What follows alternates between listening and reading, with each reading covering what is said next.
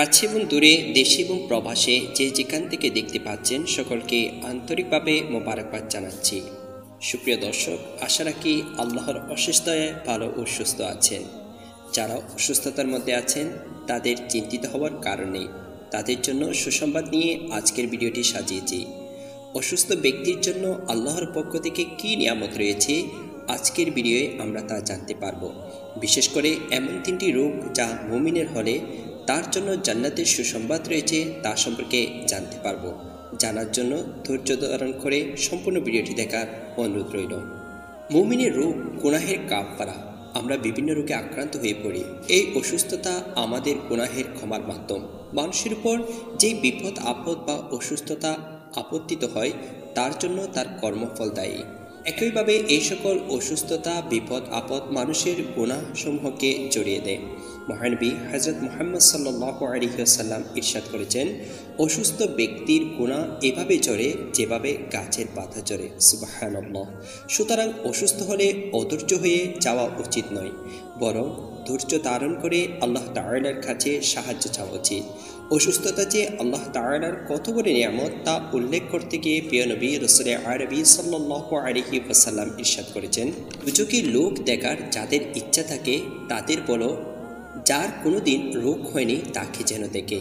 অর্থাৎ অসুস্থ আমাদের জন্য বিশাল এক নিয়ামত।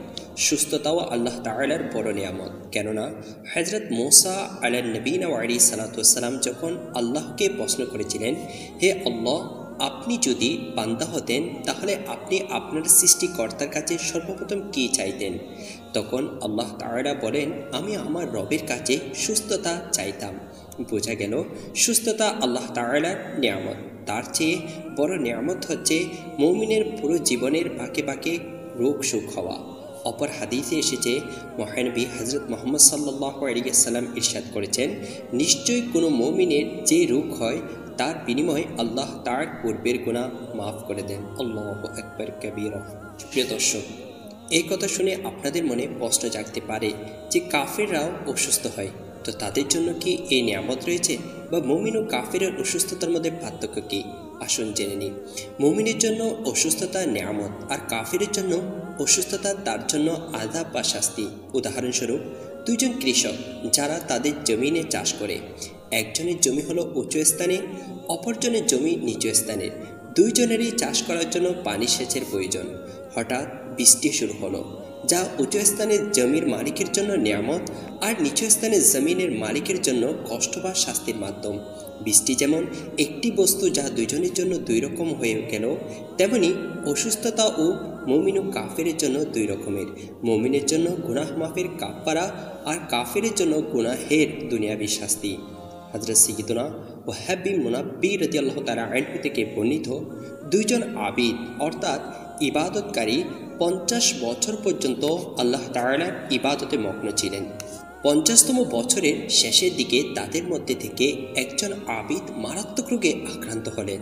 তিনি আল্লাহ তাআলার দরবারে আহাজারি করে এমনভাবে ফরিয়াদ করতে লাগলেন, হে আল্লাহ তাআলা, আমি এত বছর পর্যন্ত ধারাবাহিকভাবে তোমার হুকুম মেনেছি, তোমার ইবাদতে মশগুল ছিলাম, তারপরও তুমি আমাকে রোগে আক্রান্ত করে দিলে।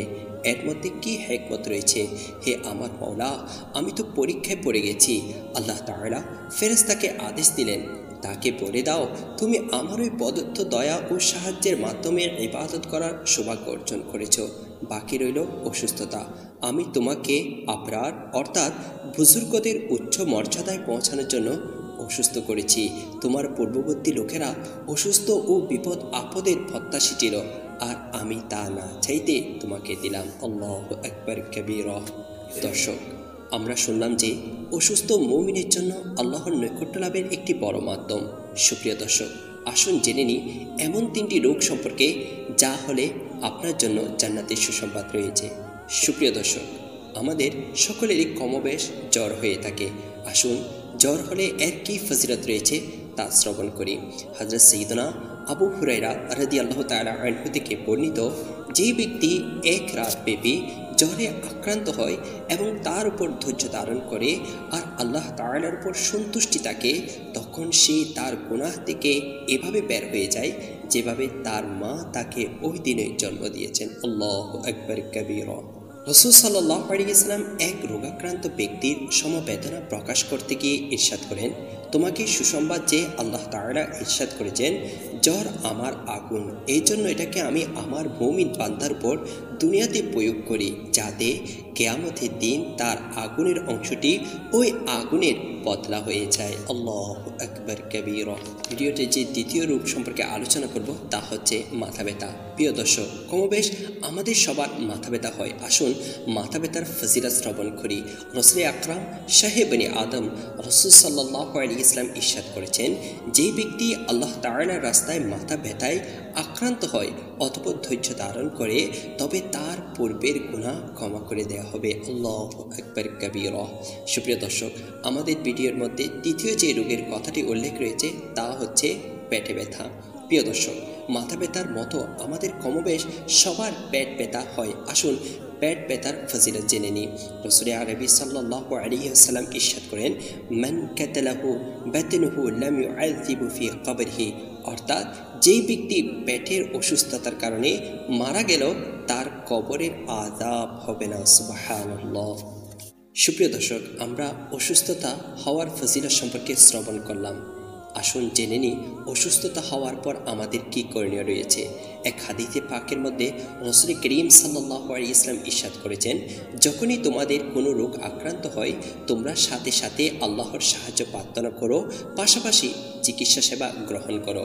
সুতরাং যে কোনো রোগ সুখ হলে আমরা আহাজারি না করে আল্লাহর কাছে সাহায্য প্রার্থনা করব এবং পাশাপাশি চিকিৎসা সেবা গ্রহণ করব।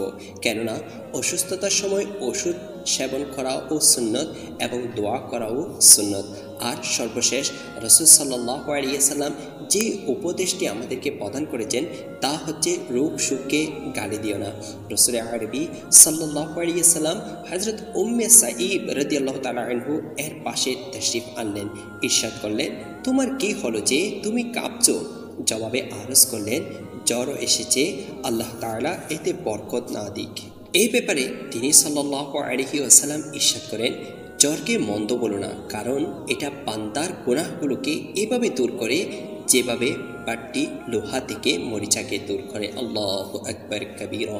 সুপ্রিয় দর্শক, যখন আমরা কোনো রোগে আক্রান্ত হই আমাদের উচিত ধৈর্য ধারণ করা, আল্লাহ তাআলার কাছে সাহায্য প্রার্থনা করা এবং ওই রোগের চিকিৎসা সেবা গ্রহণ করা। সুপ্রিয় দর্শক, ভিডিওটি শেষ করার আগে আপনাদের কাছে একটি প্রশ্ন, ভিডিওটি যে 3টি রোগের কথা বলা হয়েছে তার মধ্যে কোন রোগটি আপনার বেশি হয় তা আমাদের কমেন্ট করে